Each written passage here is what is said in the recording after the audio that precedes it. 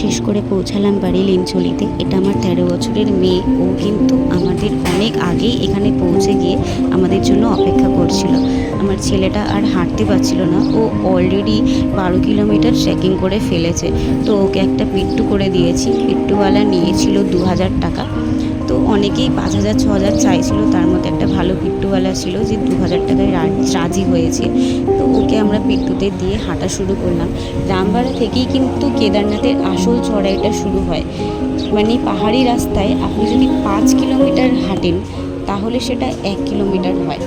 বুঝতে পেরেছেন মানে কতটা বেশি হাঁটতে হয়। আর ওই ভোরবেলা উঠে ট্রেকিং স্টার্ট করেছি, রাত্রিবেলা ঘুম নেই, ঠিক মতন খাওয়া নেই। মানে ভাবতে পারছেন আমাদের সকলের শরীরের অবস্থা কীরকম ছিল। আর তার মধ্যে এই চড়াই রাস্তা, মানে ভিডিও যে করব সেটাও যেন ইচ্ছা করছিল না। কিন্তু একটা অনুভব কিন্তু আমরা সকলে করেছি যে এই রাস্তায় কিন্তু চলা সকলের মুখের কথা নয়। আর একটা জিনিস যেটা হলো, এই রাস্তায় চলতে গিয়ে সবথেকে বেশি সমস্যার সম্মুখীন হয়েছি আমরা ঘোড়া খচ্চরের জন্য। এইটুকুনি সরু রাস্তা, তার মধ্যে যদি ঘোড়া খচ্চর চলে মানুষটা যাবে কোথা থেকে?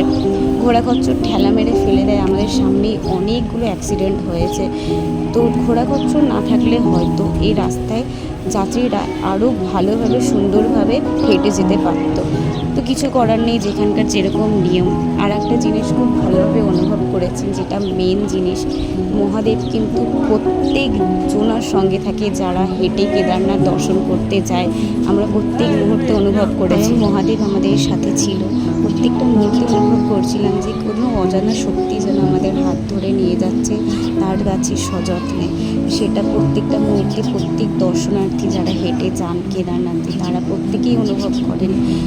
তো যারা অন্য কারোর সাহায্য নিয়ে যান তারা কিন্তু একেবারেই এই অনুভূতি থেকে দূরে থাকেন। তো এই পাহাড়ের সুন্দর সুন্দর দৃশ্য আর তার সঙ্গে মহাদেবের সঙ্গ, অনুভূতি কিন্তু ভাষায় প্রকাশ করা যায় না।